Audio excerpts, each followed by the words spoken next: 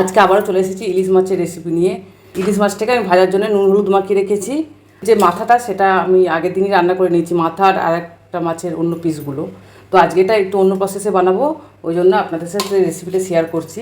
তো নুন হলুদ মাখানো হয়ে গেছে মাছটার মধ্যে। আর মাছটা যেটা স্পেশাল ব্যাপার সেটা হচ্ছে মাছটা যে করবো মৌরি দিয়ে, মৌরি বাটা। তার জন্য এখানে নিয়েছি কিছুটা মৌরি, যে পরিমাণ মৌরি ঠিক সেই পরিমাণ জিরে আর লঙ্কা, নুন হলুদ তো আছেই।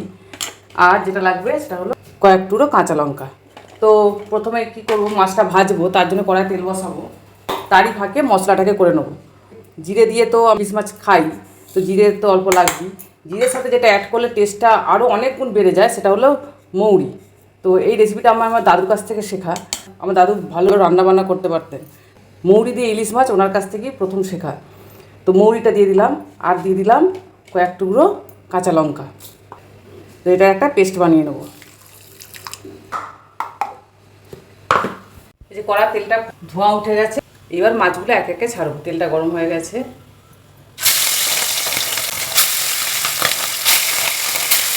হালকাভাবে দুপুরটা ভেজে নেব। ইলিশ মাছ হচ্ছে নানা রকমভাবে বানালে নানা রকম টেস্ট হয়। ইলিশ মাছ এক একটা টেস্ট এক এক ধরনের, প্রত্যেকটা টেস্টই সুন্দর। বাকি মাছগুলো তো আমি দিয়ে দেবো এক এক।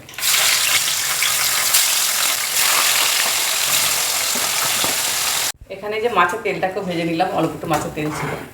এর মধ্যে ফোড়ন দেবো, দুটো কাঁচা লঙ্কা ফোড়ন দেবো, আর দেবো একটা তেজপাতা ফোড়ন, একটা না সরি আধখানা তেজপাতা ফোড়ন, আর একটু অল্প একটু পাঁচ ফোড়ন। ফোড়নটা দিয়ে কচু আর আলু কেটে রেখেছি, কচু আলুগুলো দিয়ে দেবো। কচু আলুগুলোকেও এই মাছের তেলটা দিয়ে ভালো করে ভেজে নেব। এই যে মাছের তেলের মধ্যে যে আলু কচুটা ভাজলাম, ওগুলো এরকম লাল লাল করে প্রায় ভাজা হয়ে গেছে।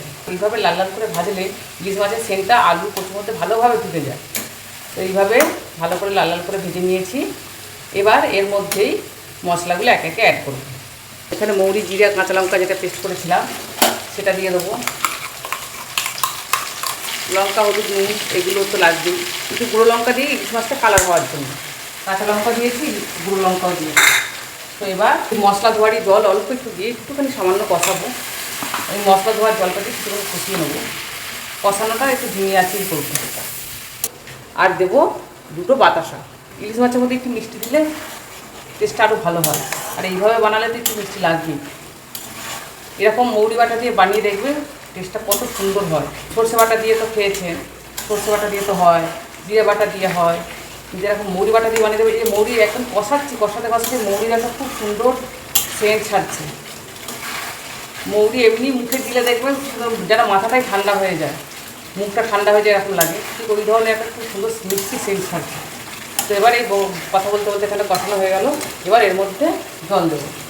এর আগেও আমি এই রেসিপি বানিয়েছি, ভীষণ সুন্দর খেতে হয়েছে। আজকে ওই জন্য বানাচ্ছি, ওই জন্য রেসিপিটা আপনাদের সাথে শেয়ার করছি। আপনারা বানিয়ে দেখবেন, এত টেস্ট হয় এইভাবে বানিয়ে। আলু আর কচুটা যেহেতু ইলিশ মাছের তেলেতেই ভেজেছি, ওই জন্য আলু কচুগুলো ইলিশ মাছের মতো টেস্ট হয়ে যায়, এত সুন্দর হয়। এবার এতে আরও একটু জল অ্যাড করে মাছগুলো ওপর দিয়ে দেবো। যেহেতু আলু কচুটা লাল লাল করে ভাজা আছে, ওতে ভাজতে ভাজতে ওটা সিদ্ধ হয়ে গেছে। তো এখানে আর বেশি সময় লাগবে না, মাছগুলো একে একে সাজিয়ে দেবো উপর দিয়ে। তো এর মধ্যে মাছগুলো উপর দিয়ে গ্যাসটা এবার কমিয়ে দেবো। ধিমি আঁচে হলে টেস্টটা বেশি ভালো হয়। এই যে মাছের তেল দুটো ভেজেছিলাম এগুলো দিয়ে দেবো, টেস্ট হবে। এইভাবে আমি আঁচটা কমিয়ে দিয়ে ঢাকা দিয়ে দেবো। ঢাকা দিলে আমার রেডি হয়ে যাবে টেস্টি ইলিশ মাছ মৌরি বাটা দিয়ে। দারুণ খেতে হয়, দারুণ। যে 10 মিনিট হয়ে গেছে, এবার খুলে দেখি। পুরো মাখা মাখা হয়ে গেছে, খুব সুন্দর কালারটা, খুব সুন্দর এসেছে, পুরো ডার্ক কালার। যে কোনো রান্না এরকম ডার্ক কালার আসলে রান্নার টেস্টটাও ভালো লাগে, দেখতে তো ভালো লাগে, খেতেও ভালো লাগে। তো খেতে তখনই ভালো লাগবে যখন নুন ঝাল এটা সঠিক হবে। তো নুন ঝালটা টেস্ট করে নিই, গ্যাসটা প্রথমে অফ করে দিই, দিয়ে নুন ঝালটা টেস্ট করে দেখি। প্রথমে এত গরম, আপাতত নুন ঝালটাই দেখবো, পরে বাকি টেস্টটা ভাতের সাথে হবে।